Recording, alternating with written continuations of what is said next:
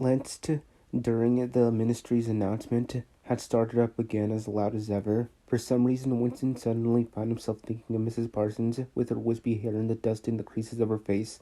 Within 2 years, those children would be denouncing her to the thought police. Mrs. Parsons would be vaporized, Simon would be vaporized, Winston would be vaporized, O'Brien would be vaporized. Parsons, on the other hand, would never be vaporized. The eyeless creature with the quacking voice would never be vaporized.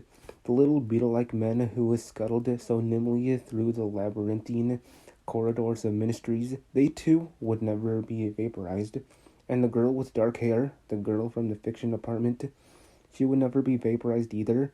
It seemed to him that he knew instinctively who would survive and who would perish, though just what it was that made for survival, it was not easy to say. At this moment he was dragged out of his reverie with a violent jerk. The girl at the next table who turned partly around and was looking at him. It was the girl with dark hair. She was looking at him in a sidelong way, but with curious intensity. The instant she caught his eye, she looked away again. The sweat started on Winston's backbone. A horrible pang of terror went through him. It was gone almost at once, but it left a sort of a nagging uneasiness behind. Why was she watching him? Why did she keep following him about? Unfortunately, he could not remember whether she had already been at the table when he arrived, or had come there afterwards. But yesterday, at any rate, during the 2 minutes' hate, she had sat immediately behind him when there was no apparent need to do so. Quite likely her real object had been to listen to him and make sure whether he was shouting loudly enough. His earlier thought returned to him. Probably she was not actually a member of the thought police, but then it was precisely the amateur spy who was the greatest danger of all. He did not know how long she had been looking at him, but perhaps for as much as 5 minutes, and it was possible that his features had not been perfectly under control. It was terribly dangerous to let your thoughts wander when you were in any public place or within range of a telescreen. The smallest thing could give you away. A nervous tic, an unconscious look of anxiety, a habit of muttering to yourself, anything that carried with it the suggestion of abnormality, of having something to hide, in any case to wear an improper expression on your face, to look incredulous when a victory was announced, for example, was itself a punishable offense. There was even a word for it in Newspeak. Face crime, it was called. The girl had turned her back on him again. Perhaps after all she was not really following him about. Perhaps it was coincidence that she had sat so close to him 2 days running. His cigarette had gone out, and he laid it carefully on the edge of the table.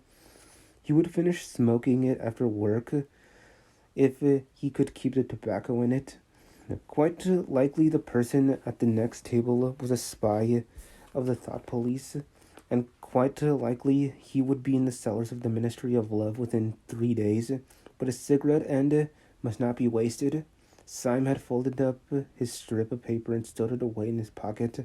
Parsons had begun talking again. "Did I ever tell you, old boy," he said, chuckling round the stem of his pipe, "about the time when those two nippers of mine set fire to the old market women's skirt because they saw her wrapping up sausages in a poster of BB, snaked up behind her and set fire to it with a box of matches, burned her quite badly, I believe.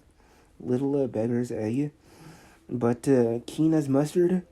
That's the first-rate training they gave him in the spies nowadays. Better than in my day, even. What do you think's the latest thing they've served them out with? Ear trumpets for listening through keyholes. My little girl brought one home the other night, tried it out on our sitting room door, and reckoned she could hear twice as much as with her ear to the hole. Of course, it's only a toy, mind you. Still, gives him the right idea, eh? At this moment, the telescreen let out a piercing whistle. It was a signal to return to work. All three men sprang to their feet to join in the struggle. Round the lifts, and the remaining tobacco fell out of Winston's cigarette.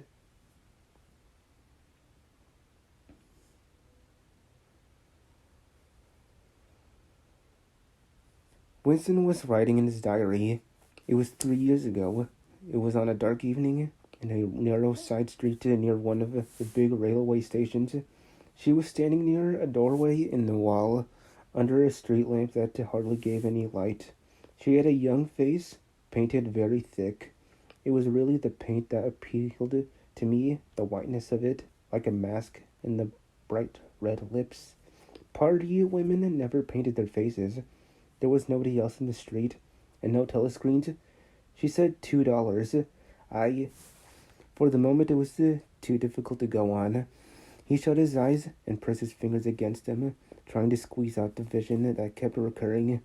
He had an almost overwhelming temptation to shout a string of filthy words at the top of his voice, or to bang his head against the wall, to kick over the table and hurl the ink pot through the window, to do any violent or noisy or painful thing that might black out the memory that was tormenting him. Your worst enemy, he reflected, was your own nervous system.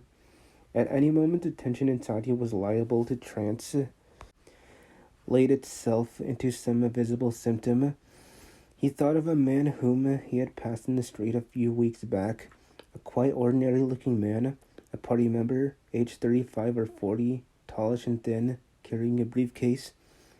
They were a few meters apart when the left side of the man's face was suddenly contorted to a sort of a spasm. It happened again, just as they were passing one another. It was only a twitch, a quiver, rapid as the clicking of a camera shutter, but obviously habitual. He remembered thinking at the time, that poor devil is done for, and what was frightening was that the action was quite possibly unconscious. The most deadly danger of all was talking in your sleep. There was no way of guarding against that, so far as he could see. He drew in his breath and went on writing. I went with her through the doorway and across a backyard into a basement kitchen. There was a bed against the wall and a lamp on the table, turned down very low. His teeth were set on edge. He would have liked to spit. Simultaneously with the woman in the basement kitchen, he thought of Catherine, his wife. Winston was married, had been married, at any rate. Probably he still was married, for so far as he knew, his wife was not dead. He seemed to breathe again the warm, stuffy odor of the basement kitchen, an odor compounded of bugs and dirty clothes and villainous cheap scent, but nevertheless alluring, because no woman of the party ever used scent, or could be imagined as doing so. Only the pearls used scent. In this mind, the smell of it was inextricably mixed up with fornication. When he had gone with that woman, it had been his first lapse in 2 years or thereabouts. Consorting with the prostitutes was forbidden, of course, but it was one of those rules that you could occasionally nerve yourself to break. It was dangerous, but it was not a life and death matter. To be caught with a prostitute might mean 5 years in a forced labor camp, not more, if he had committed no other offense, and it was easy enough, provided that you could avoid being caught in the act. The poorer quarters swarmed with women who were ready to sell themselves. Some could even be purchased for a bottle of gin, which the pearls were not supposed to drink. Tacitly, the party was even inclined to encourage prostitution as an outlet for instincts which could not be altogether suppressed. Mere debauchery did not matter very much, so long as it was furtive and joyless, and only involved the women of a submerged and despised class. The unforgivable crime was promiscuity between party members, but though this was one of the crimes that was the accused in the Great Purges invariably confessed to, it was difficult to imagine any such actually happening. The aim of the party was not merely to prevent men and women from forming loyalties which it might not be able to control. Its real, undeclared purpose was to remove all pleasure from the sexual act. Not love so much as eroticism was the enemy, inside marriage as well as outside it.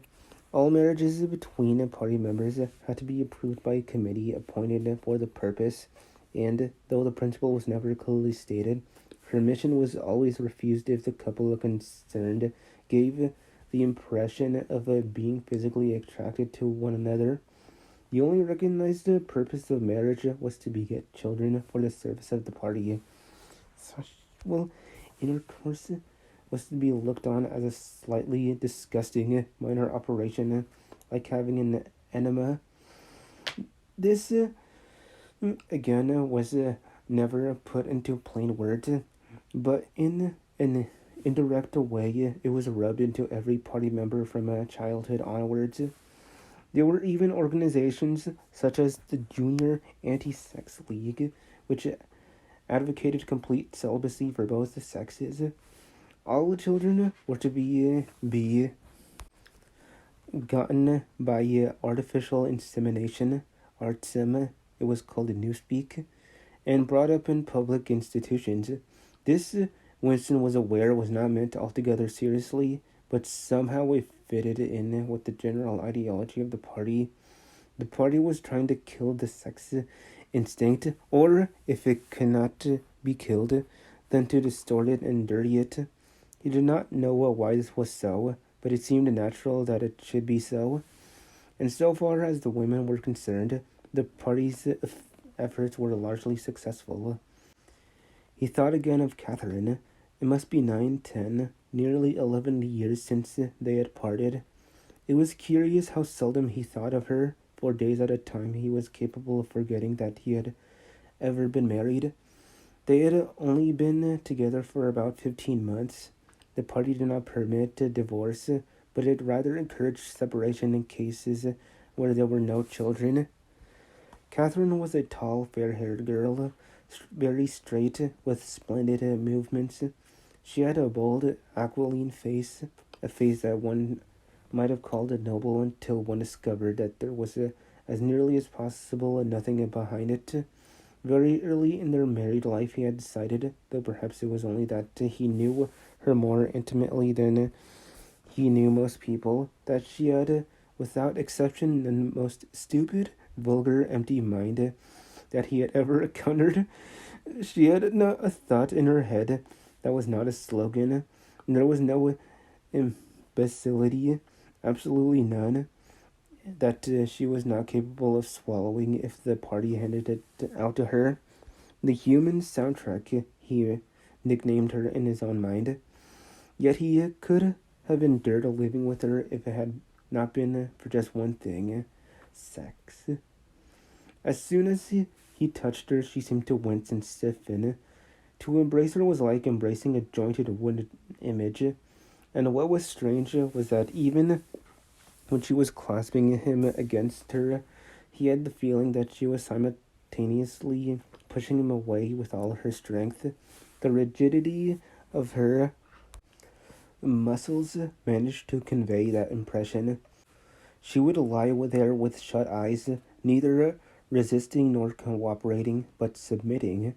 It was extraordinarily embarrassing and, after a while, horrible. But even then he could have borne living with her if it had been agreed that they should remain celibate. But curiously enough, it was Catherine who refused this. They must, she said, produce a child if they could.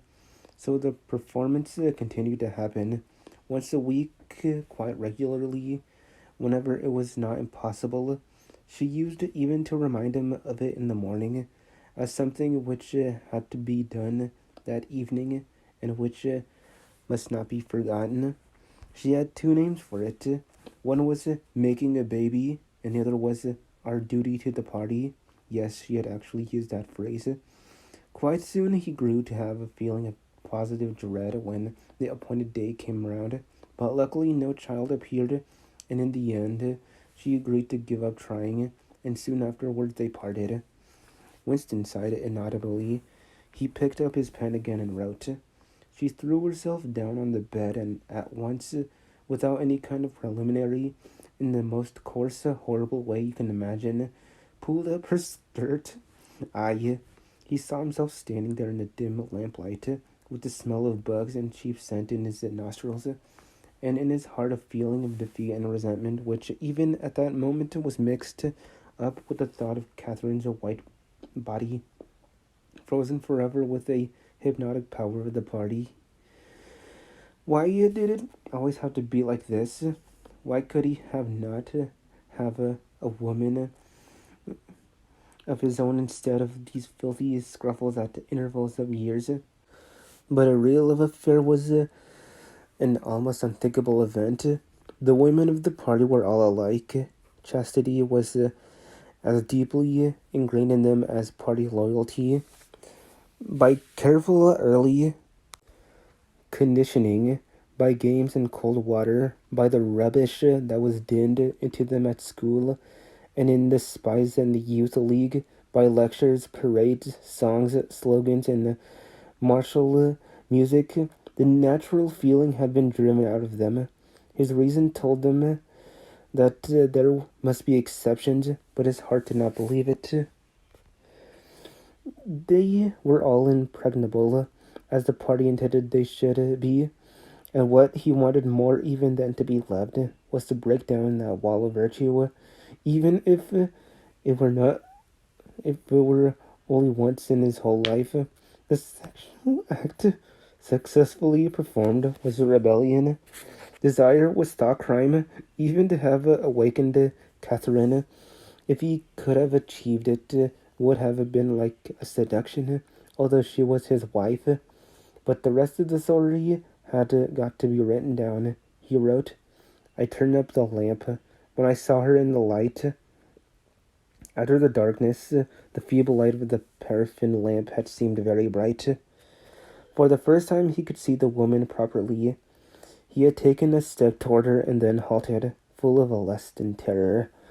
He was painfully conscious of the risk he had taken in coming here. It was perfectly possible that the patrols would catch him on the way out. For that matter, they might be waiting outside the door at this moment. If he went away without even doing what he had come here to do, it had got to be written down. It had got to be confessed. What he had suddenly seen in the lamplight was that the woman was old. The painting was plastered so thick on her face that it looked as though it might crack like a cardboard mask. There were streaks of white in her hair, but the truly dreadful detail was that her mouth had fallen a little open, revealing nothing except a cavernous blackness. She had no teeth at all. He wrote hurriedly in scrabbling handwriting. When I saw her in the light, she was quite an old woman, 50 years old at least, but I went ahead and did just the same. He pressed his fingers against his eyelids again. He had written it down at last, but it made no difference. The therapy had not worked. The urge to shout filthy words at the top of his voice was as strong as ever.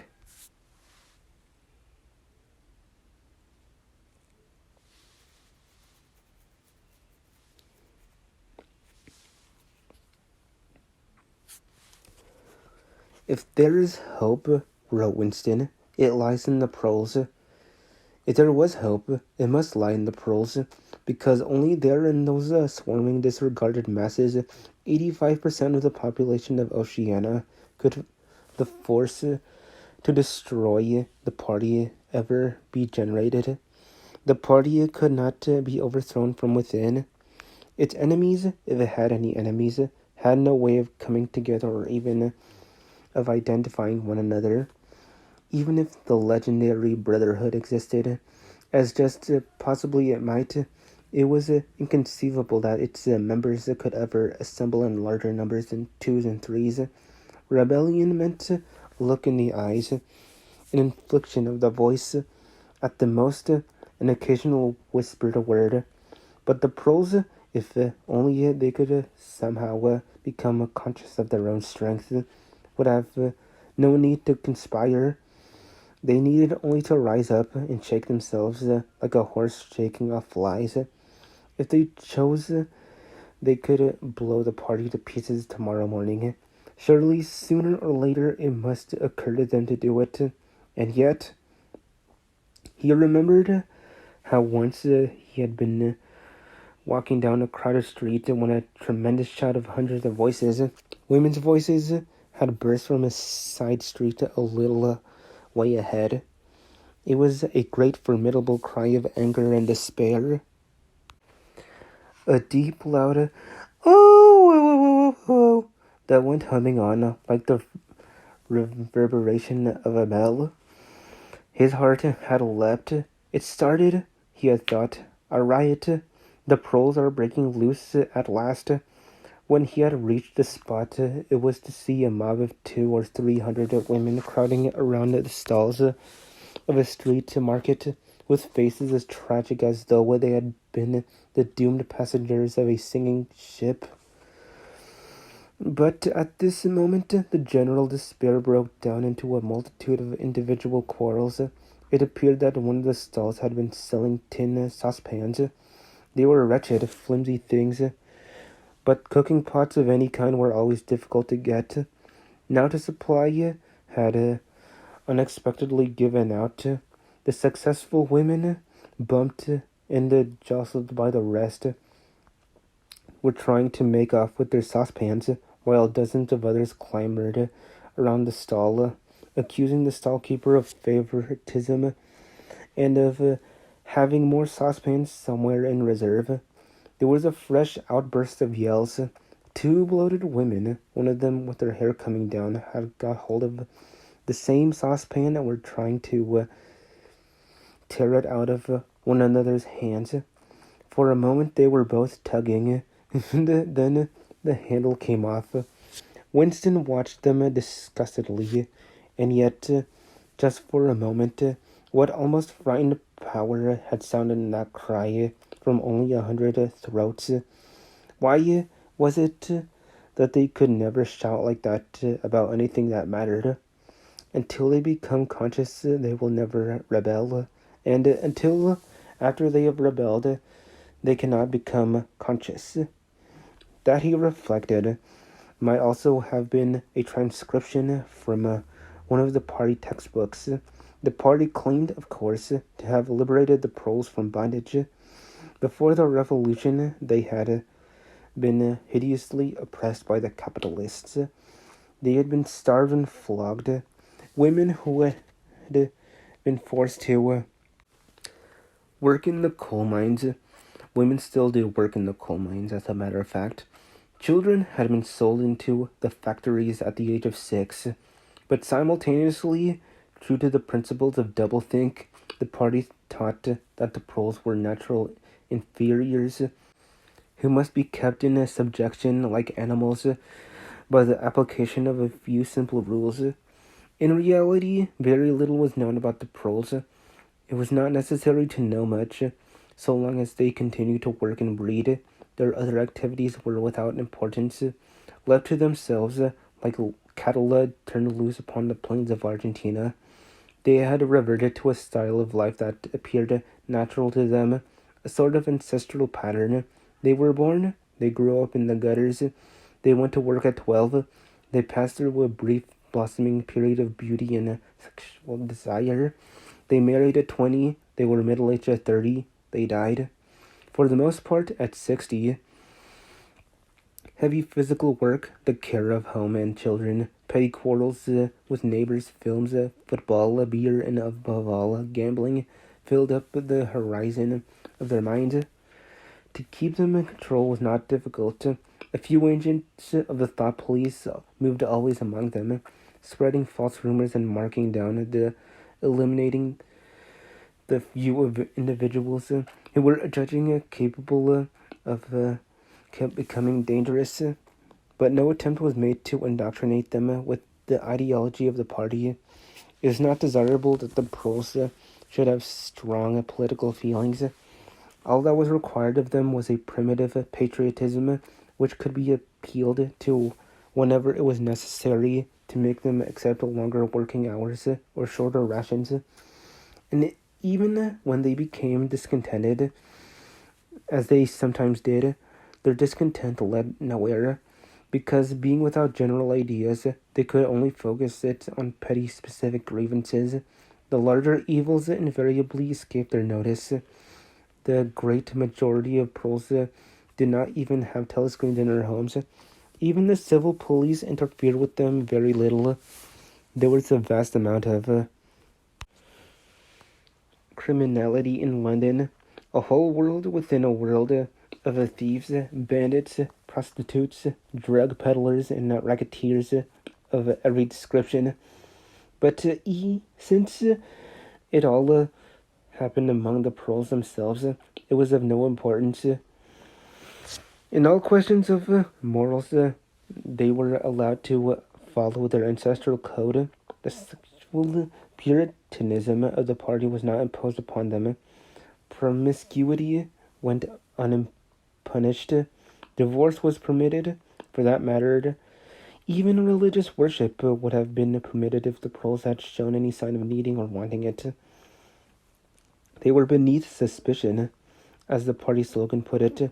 Poles and animals are free. Winston reached down and cautiously scratched his varicose ulcer. It had begun itching again. The thing you invariably come back to was the impossibility of knowing what life before the revolution had really been like. He took out the drawer a copy of a children's history textbook which he had borrowed from Mrs. Parsons and began copying a passage into a diary. In the old days, it ran, before the glorious revolution, London was not the beautiful city that we know today. It was a dark, dirty, and miserable place where hardly anybody had enough to eat, and where hundreds and thousands of poor people had no boots on their feet and not even a roof to sleep under. Children no older than you had to work 12 hours a day for cruel masters who flogged them with whips if they worked too slowly and fed them on nothing but stale bread crusts and water. But in among all this terrible poverty, there were just a few great big beautiful houses that were lived in by rich men who had as many as 30 servants to look after them. These rich men were called capitalists. They were fat, ugly men with wicked faces, like the one in the picture on the opposite page. You can see that he is dressed in a long black coat, which was called a frock coat, and a queer shiny hat shaped like a stovepipe, which was called a top hat. This was the uniform of the capitalists, and no one else was allowed to wear it. The capitalists owned everything in the world, and everyone else was their slave. They owned all the land, all the houses, all the factories, and all the money. If anyone disobeyed them, they could throw him into prison, or they could take his job away and starve him to death. When any ordinary person spoke to a capitalist, he had to cringe and bow to him, and take off his cap and address him as sir. The chief of all capitalists was called the king, but he knew the rest of the catalogue. There would be mention of the bishops in their lawn sleeves, the judges in their ermine robes, the pillory, the stocks, the treadmill, the cat o' nine tails, the Lord Mayor's banquet, and the practice of kissing the Pope's toe. There was also something called the Jus Primae Noctis, which would probably not be mentioned in a textbook for children. It was the law by which every capitalist had the right to sleep with any woman working in any one of his factories. How could you tell how much of it was lies? It might be true that the average human was better off now than he had been before the revolution. The only evidence to the contrary was the mute protests in your own bones, the instinctive feeling that the conditions you lived in were intolerable and that at some other time they must have been different. It struck him that the truly characteristic thing about modern life was not its cruelty and insecurity, but simply its bareness, its dinginess, its listlessness. Life, if you looked about you, bore no resemblance not only to the lies that streamed out of the telescreens, but even to the ideals that the party was trying to achieve. Gray areas of it, even for a party member, were neutral and non-political, a matter of slogging through dreary jobs, fighting like a place on the tube, darning a worn-out sock, catching a saccharine tablet, saving a cigarette end. The ideal was set up by the party was something huge, terrible and glittering, a world of steel and concrete, of monstrous machines and terrifying weapons, a nation of warriors and fanatics, marching forward in perfect unity, all thinking the same thoughts and shouting the same slogans, perpetually working, fighting, triumphing, persecuting, 300 million people all with the same face. The reality was decaying, dingy cities where underfed people shuffled to and fro in leaky shoes and patched up 19th century houses that smelled always of cabbage and bad lavatories. He seemed to see a vision of London, vast and ruinous, city of a million dustbins, and mixed up with it was a picture of Mrs. Parsons, a woman with a lined face and wispy hair, fiddling helplessly with a blocked waste pipe. He reached down and scratched his ankle again. Day and night the telescreens bruised your ears with statistics proving that people today had more food, more clothes, better houses, better recreations, that they lived longer, worked shorter hours, were bigger, healthier, stronger, happier, more intelligent, better educated than the people of 50 years ago. Not a word of it could ever be proved or disproved. The party claimed, for example, that today 40% of adult pearls were illiterate. Before the revolution, it was said the number had only been 15%. The party claimed that the infant mortality rate was now only 160 per thousand, whereas before the revolution it had been 300, and so it went on. It was like a single equation with two unknowns. It might very well be literally every word in the history books, even the things that one accepted without question, was pure fantasy. For all he knew, there might never have been any such law as the jus primae noctis, or any such creature as a capitalist, or any such garment as a top hat. Everything faded into mist. The past was erased, the erasure was forgotten, the lie became truth.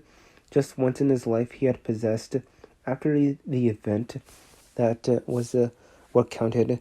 Concrete, unmistakable evidence of an act of falsification. He had held it between his fingers for as long as 30 seconds. In 1973, it must have been, at any rate. It was at about the time when he and Catherine had parted. But the really relevant date was 7 or 8 years earlier. The story really began in the middle 60s, the period of the Great Purges in which the original leaders of the revolution were wiped out once and for all. By 1970, none of them was left, except Big Brother himself. All the rest had, by that time, been exposed as traitors and counter-revolutionaries. Goldstein had fled and was hiding. No one knew where, and of the others, a few had simply disappeared, while the majority had been executed after spectacular public trials at which they made confession of their crimes. Among the last survivors were 3 men named Jones, Arrington, and Rutherford. It must have been in 1965 that these 3 had been arrested.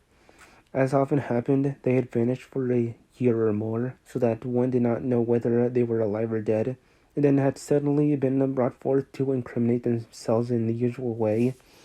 They had confessed to intelligence with the enemy, At that date, too, the enemy was Eurasia. Embezzlement of public funds, the murder of various trusted party members, intrigues against the leadership of Big Brother, which had started long before the revolution happened, and acts of sabotage causing the death of hundreds of thousands of people. After confessing to these things, they had been pardoned, reinstated in the party, and given posts which were, in fact, sinecures, but which sounded important. All three had written long, abject articles in the Times, analyzing the reasons for their defection and promising to make amends. Sometime after their release, Winston had actually seen all three of them in the Chestnut Tree Cafe. He remembered the sort of terrified fascination with which he had watched them out of the corner of his eye. They were men far older than himself, relics of the ancient world, almost the last great figures left over from the heroic early days of the party. The glamour of the underground struggle and the Civil War still faintly clung to them. He had the feeling, though already at that time facts and dates were growing blurry, that he had known their names years earlier than he had known that of Big Brother. But also they were outlaws, enemies, untouchables, doomed with absolute certainty to extinction within a year or two. No one who had once fallen into the hands of the thought police ever escaped in the end. They were corpses waiting to be sent back to the grave. There was no one at any of the tables near to them. It was not wise even to be seen in the neighborhood of such people. They were sitting in silence before glasses of the gin flavored with cloves, which was the specialty of the cafe. Of the three, it was Rutherford whose appearance had most impressed Winston. Rutherford had once been a famous caricaturist whose brutal cartoons had helped to inflame popular opinion before and during the Revolution. Even now, at long intervals, his cartoons were appearing in the Times. They were simply an imitation of his earlier manner, and curiously lifeless and unconvincing. Always they were a rehashing of the ancient themes: slum tenements, starving children, street battles, capitalists in top hats.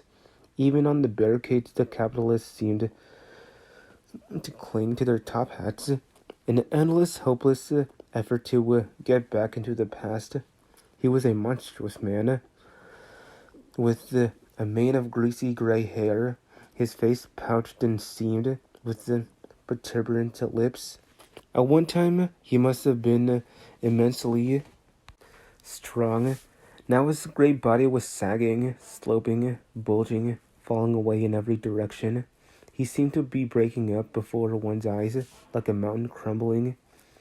It was the lonely hour of 15. Winston, who could not now remember how he had come to be in the cafe at such a time. The place was almost empty. A tinny music was trickling from the telescreens. The three men sat in their corner, almost motionless, never speaking. Uncommanded, the waiter brought fresh glasses of gin. There was a chessboard on the table beside them, with the pieces out, but no game started. And then, for perhaps half a minute in all, something happened to the telescreens. The tune they were playing changed, and the tone of the music changed too. There came into it, but it was something hard to describe. It was a peculiar, cracked, braying, jeering note in his mind. Winston called it a yellow note, and then a voice from the telescreen was singing, "Under the spreading chestnut tree, I sold you, and you sold me. There lie they, and here lie we, under the spreading chestnut tree." The three men never stirred, but when Winston glanced again at Rutherford's ruinous face, he saw that his eyes were full of tears, and for the first time he noticed, with a kind of inward shudder, and yet not knowing at what he shuddered, that both Aronson and Rutherford had broken noses. A little later, all three were rearrested, It appeared that they had engaged in fresh conspiracies from the very moment of their release. At their second trial, they confessed to all their old crimes over again, with a whole string of new ones. They were executed, and their fate was recorded in the party histories, a warning to posterity. About 5 years after this, in 1973, Winston was unrolling a wad of documents which had just flopped out of the pneumatic tube onto his desk when he came on a fragment of paper which had evidently been slipped in among the others and then forgotten.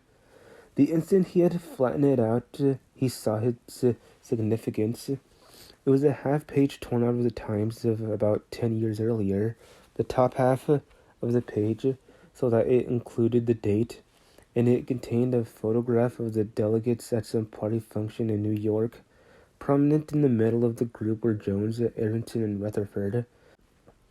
There was no mistaking them. In any case, their names were in the caption at the bottom. The point was that at both trials, all three men had confessed that on that date they had been on Eurasian soil.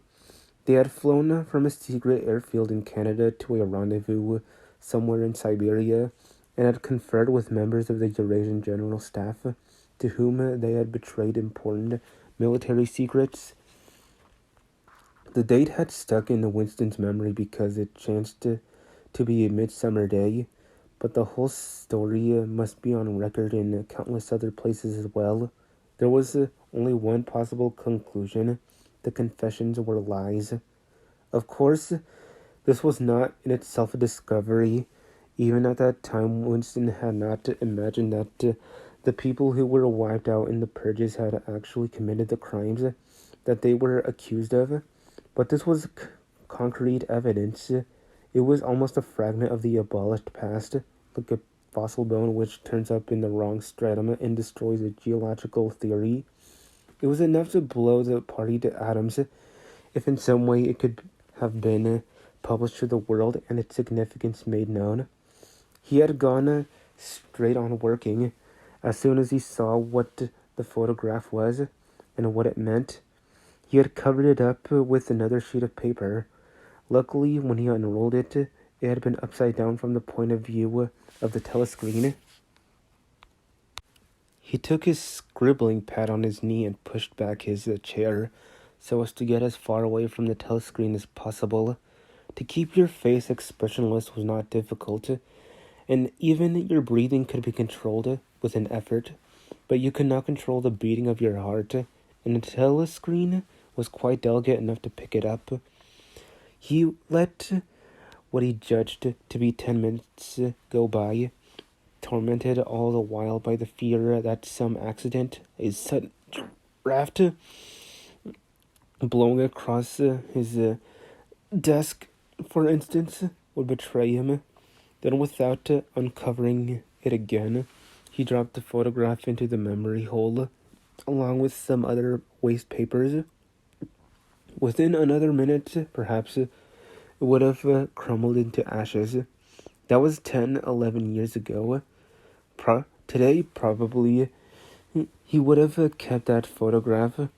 It was curious that the fact of having held it in his fingers seemed to him to make a difference even now, when the photograph itself, as well as the event it recorded, was only memory.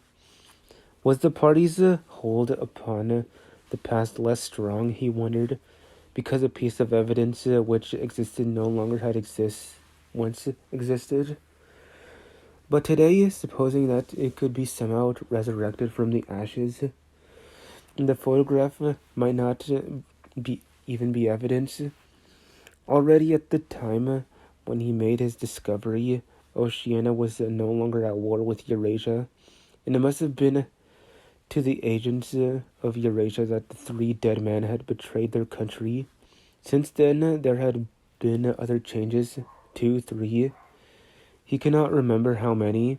Very likely the confessions had been rewritten until the original facts and dates no longer had the smallest significance. The past not only changed, but changed continuously. What most afflicted him with the sense of nightmare was that he had never clearly understood why the huge imposture was undertaken. The immediate advantages of falsifying the past were obvious, but the ultimate motive was mysterious. He took up his pen again and wrote, "I understand how. I do not understand why." He wondered, as he had many times wondered before, whether he himself was a lunatic. Perhaps a lunatic was simply a minority of one. At one time it had been a sign of madness to believe that the earth goes around the sun. Today, to believe that the past is unalterable. He might be alone in holding that belief, and if alone, then a lunatic. But the thought of being a lunatic did not greatly trouble him. The horror was that he might also be wrong. He picked up the children's history book and looked at the portrait of Big Brother which formed its frontispiece. The hypnotic guide gazed into his own. It was as though some huge force were pressing down upon you, something that penetrated inside your skull, battering against your brain, frightening you out of your beliefs, persuading you almost to deny the evidence of your senses. In the end, the party would announce that two made five, and you would have to believe it. It was inevitable that they should make that claim sooner or later. The logic of their position demanded it. Not merely the validity of experience, but the very existence of external reality was tacitly denied by their philosophy. The heresy of heresies was a common sense, and what was terrifying was not that they would kill you for thinking otherwise, but that they might be right. For, after all, how do we know that 2 and 2 make 4, or that the force of gravity works, or that the past is unchangeable? If both the priest and the external world exist only in the mind, and if the mind itself is controllable, what then? But no, his courage seemed suddenly to stiffen of its own accord. The face of O'Brien, not called up by any obvious association, had floated into his mind. He knew with more certainty than before that O'Brien was on his side. He was writing the diary for O'Brien, to O'Brien. It was like an interminable letter which no one would ever read, but which was addressed to a particular person, and it took its color from that fact. The party told you to reject the evidence of your eyes and ears. It was their final, most essential command. His heart sank as he thought of the enormous power arrayed against him, the ease with which any party intellectual would overthrow him in debate, the subtle arguments which he would not be able to understand, much less answer. And yet he was in the right. They were wrong and he was right. The obvious, the silly, and the true had got to be defended. Truisms are true. Hold on to that. The solid world exists. Its laws do not change. Stones are hard. Water is wet. Objects unsupported fall forward toward the Earth's center. With the feeling that he was speaking to O'Brien, and also that he was setting forth an important axiom, he wrote, "Freedom is the freedom to say that 2 plus 2 make 4. If that is granted, all else follows."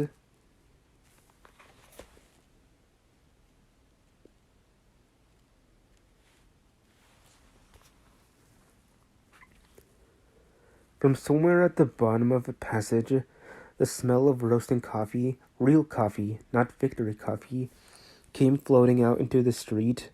Winston paused involuntarily. For perhaps 2 seconds he was back in the half-forgotten world of his childhood. Then a door banged, seeming to cut off the smell as abruptly as though it had been a sound.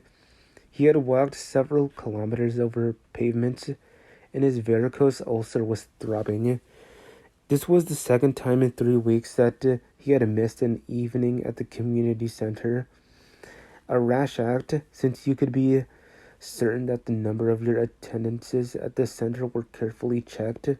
In principle, a party member had no spare time and was never alone except in bed.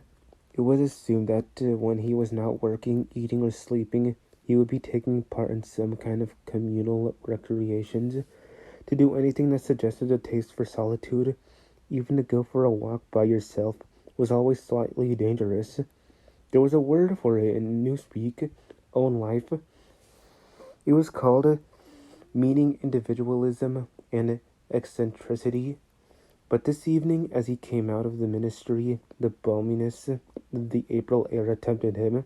The sky was a warmer blue than he had seen in that year, and suddenly the long, noisy evening at the center, the boring, exhausting games, the lectures, the creaking camaraderie, oiled by gin, had seemed intolerable.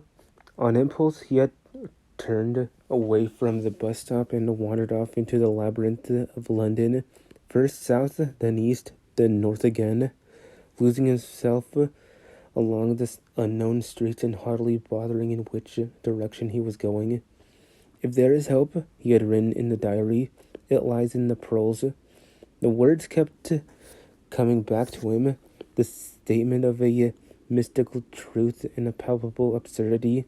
He was somewhere in the vague, brown-colored slums to the north and east of what had once been St. Pancras Station. He was walking up a cobbled street of little two-story houses with battered doorways which gave straight on the pavement and which were somehow curiously suggestive of rat holes. There were puddles of filthy water here and there among the cobbles, and in and out of the dark doorways, the down narrow alleyways that branched off on either side, people swarmed in astonishing numbers. Girls in full bloom, with crudely lipsticked mouths, and youths who chased the girls, swollen, waddling women who showed you what the girls would be like in 10 years' time, and old bent creatures shuffling along on the splayed feet, and ragged barefooted children who played in the puddles and then scattered angry yells from their mothers. Perhaps a quarter of the windows in the street were broken and boarded up. Most of the people paid no attention to Winston. A few eyed him with a sort of guarded curiosity. Two monstrous women with brick-red forearms folded across their aprons were talking outside a doorway. Winston caught scraps of conversation as he approached. "Yes," I says to her. "That's all very well," I says. "But if you'd been in my place, you'd have done the same as what I done. It's easy to criticize," I says, "but you ain't got the same problems as I got." "Ah," says the other, "that's just it. That's just where it is." The strident voices stopped abruptly. The women studied him in hostile silence as he went past, but it was not hostility exactly, merely a kind of wariness, a momentary stiffening, as at the passing of some unfamiliar animal. The blue overalls of the party could not be a common sight in a street like this. Indeed, it was unwise to be seen in such places unless you had definite business there. The patrols might stop you if you happen to run into them. "May I see your papers, comrade? What are you doing here? What time did you leave work? Is this your usual way home?" And so on and so forth. Not that there was any rule against walking home by an unusual route, but it was enough to draw attention to you if the thought police heard about it. Suddenly, the whole street was in a commotion. There were yells of a warning from all sides. People were shooting into the doorways like rabbits. A young woman leaped out of a doorway a little ahead of Winston, grabbed up a tiny child playing in a puddle, whipped her apron around it, and leapt back again, all in one movement. At the same instant, a man in a concertina-like black suit, who had emerged from a side alley, ran toward Winston, pointed excitedly to the sky. "Steamer!" he yelled. "Look out, Governor! Bang over it! Lay it down quick!" Steamer was a nickname which, for some reason, the Pearls applied to rocket bombs. Winston promptly flung himself on his face. The Pearls were nearly always right when they gave you a warning of this kind. They seemed to possess some kind of instinct which told them several seconds in advance when a rocket was coming, although the rocket supposedly traveled faster than sound. Winston clasped his forearms about his head.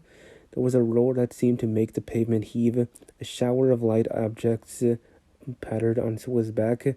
When he stood up, he found that it was covered with fragments of glass from the nearest window. He walked on. The bomb had demolished a group of houses. 200 meters up the street, a black plume of smoke hung in the sky, and below it a cloud of plaster dust in which a crowd was already forming around the ruins. There was a little pile of plaster lying on the pavement ahead of him, and in the middle of it he could see a bright red streak. When he got up to it, he saw that it was a human hand severed at the wrist. Apart from the bloody stump, the hand was so completely white as to resemble a plaster cast. He kicked the thing into the gutter, and then, to avoid the crowd, turned down a side street to the right. Within 3 or 4 minutes, he was out of the area which the bomb had affected, and the sordid, swarming life of the streets was going on as though nothing had happened. It was nearly 20 hours, and the drinking shops which the Pearls frequented, pubs they call them, were choked with customers. From their grimy swing doors, endlessly opening and shutting, there came forth a smell of urine, sawdust, and sour beer. In an angle formed by a projecting house front, 3 men were standing very close together, the middle one of them holding a folded-up newspaper which the two were studying over his shoulders. Even before he was near enough to make out the expression on their faces, Winston could see absorption in every line of their bodies. It was obviously some serious piece of news that they were reading. He was a few paces away from them when suddenly the group broke up and 2 of the men were in violent altercation. For a moment they seemed almost on the point of blows. "Can't you bleeding well listen to what I say? I tell you no number ending in 7 ain't one for over 14 months. Yes, it has then. No, it has not. Back home I got the old lot of them for over 2 years wrote down on a piece of paper. It takes them down regular as the clock, and I tell you, no number ending in 7. Yes, a 7 as one. I could pretty near tell you the bleeding number, 407. It ended in. It were in February, 2nd week in February. February, your grandmother. I got it all down in black and white, and I tell you, no number, I'll pack it in, says the third man. They were talking about the lottery. Winston looked back when he had gone 30 meters. They were still arguing with the vivid, passionate faces. The lottery, with its weekly payout of enormous prizes, was the one public event to which the Pearls paid serious attention. It was probable that there were some millions of Pearls for whom the lottery was the principal, if not the only reason for remaining alive. It was their delight, their folly, their anodyne, their intellectual stimulant. Where the lottery was concerned, even people who could barely read and write seemed capable of intricate calculations and staggering feats of memory. There was a whole tribe of men who had made a living simply by selling systems, forecasts, and lucky amulets. Winston had nothing to do with the running of the lottery, which was managed by the Ministry of Plenty, but he was aware, indeed everyone in the party was aware, that the prizes were largely imaginary. Some small sums were actually paid out, the winners of the big prizes being non-existent persons. In the absence of any real intercommunication between one part of Oceania and another. This was not difficult to arrange, but if there was hope, it lay in the pearls. You had to cling on to that. When you put it in words, it sounded reasonable. It was when you looked at the human beings passing you on the pavement that it became an act of faith. The street into which he had turned ran downhill. He had a feeling that he had been in this neighborhood before, and that there was a main thoroughfare not far away. From somewhere ahead there came a din of shouting voices. The street took a sharp turn and then ended in a flight of steps which led down into a sunken alley where a few stall-keepers were selling tired-looking vegetables. At this moment, Winston remembered where he was. The alley led out into the main street, and down the next turning, not 5 minutes away, was the junk shop where he had bought the blank book, which was now his diary. And in a small stationer's shop not far away, he had bought his pen holder and his bottle of ink. He paused for a moment at the top of the steps. On the opposite side of the alley, there was a dingy little pub whose windows appeared to be frosted over, but in reality were merely coated with dust. A very old man, bent but active, with white mustaches that bristled forward like those of a prawn, pushed open the swing door and went in.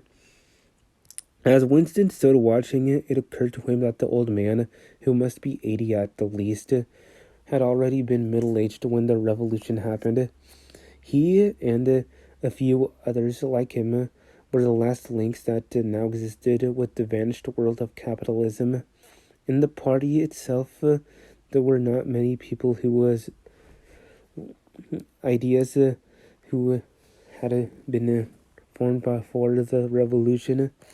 The older generation had mostly been wiped out in the great purges of the 50s and 60s, and the few who survived had long ago been terrified into complete intellectual surrender. If there was anyone alive who could give you a truthful account of conditions in the early part of the century, it could only be a prole. Suddenly the passage from the history book that he had copied into his diary came back into Winston's mind, and a lunatic impulse took hold of him. He would go into the pub, he would scrape acquaintance with that old man and question him. He would say to him, "Tell me about your life when you were a boy. What was it like in those days? Were things better than they are now, or were they worse?" Hurriedly, lest he should have time to become frightened, he descended the steps and crossed the narrow street. It was madness, of course. As usual, there was no definite rule against talking to proles and frequenting their pubs, but it was far too unusual an action to pass unnoticed. If the patrols appeared, he might plead an attack of faintness, but it was not likely that they would believe him. He pushed open the door, and a hideous, cheesy smell of sour beer hit him in the face.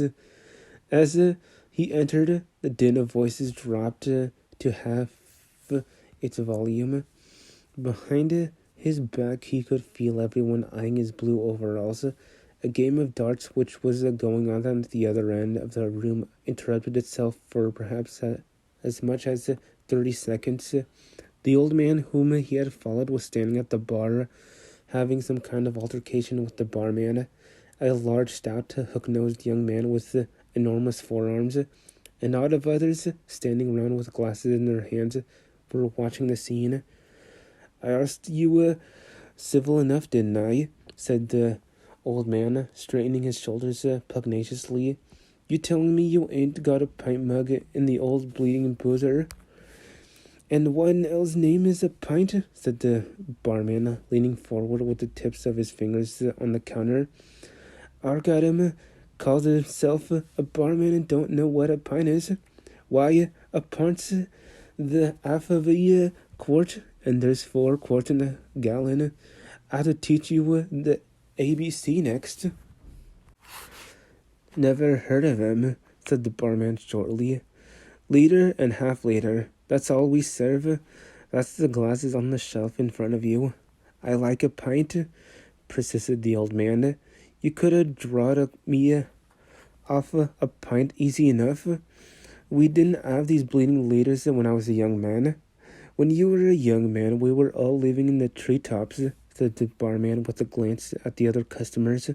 There was a shout of laughter, and the uneasiness caused by Winston's entry seemed to disappear. The old man's white, stubbled face had flushed pink. He turned away, muttering to himself, and bumped into Winston. Winston caught him gently by the arm. "May I offer you a drink?" he said. "You're a gent," said the other, straining his shoulders again. He appeared not to have noticed Winston's blue overalls. "Pint," he added aggressively to the barman. "Pint of wallop."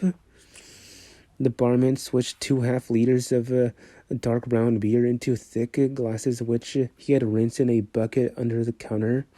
Beer was the only drink you could get in prole pubs.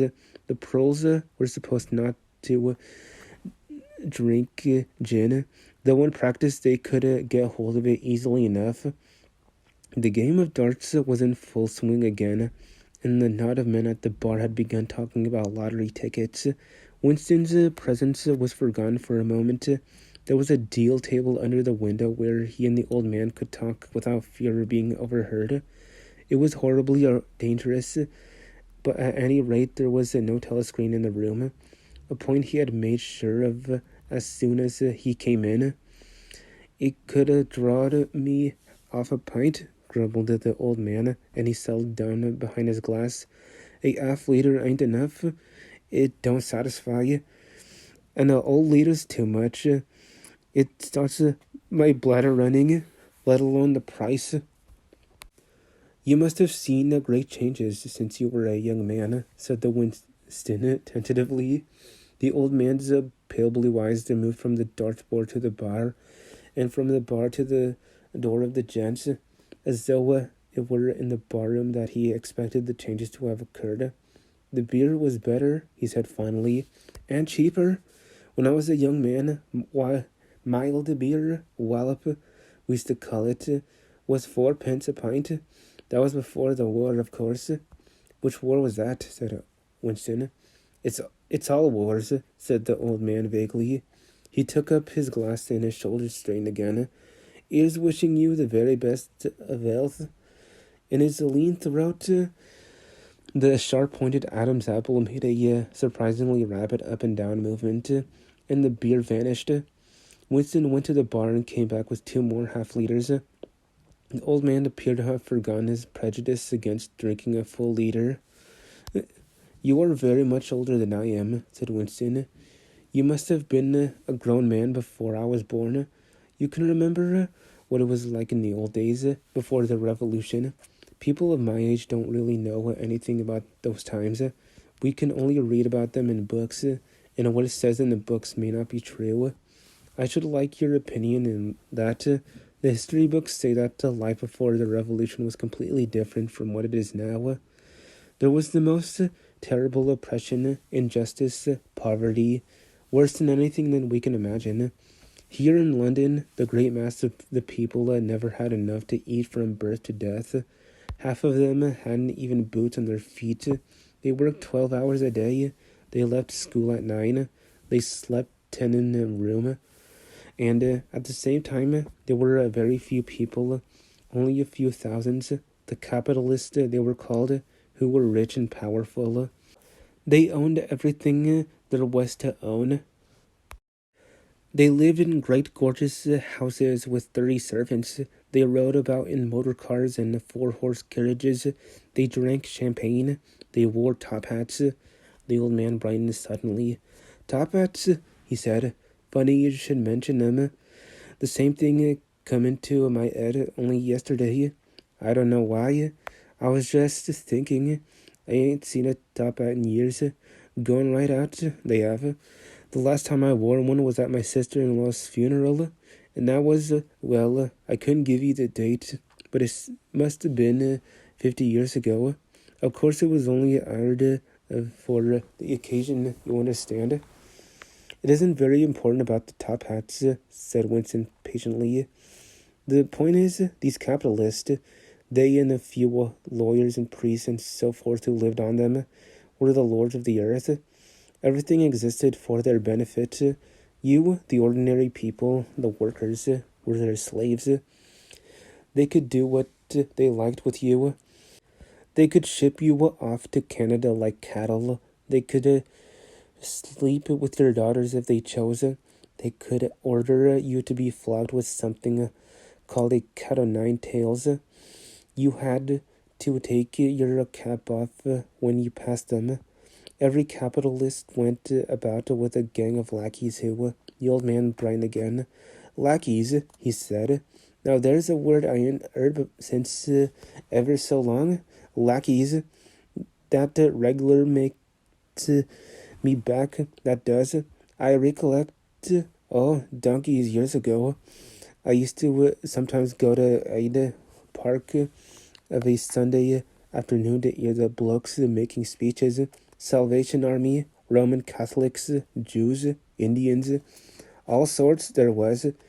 And there was one bloke, well, I couldn't give you his name, but a real powerful speaker he was. He didn't half give it him.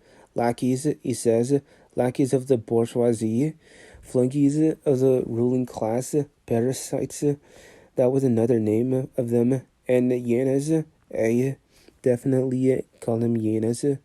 Of course, he was referring to the Labour Party, you understand?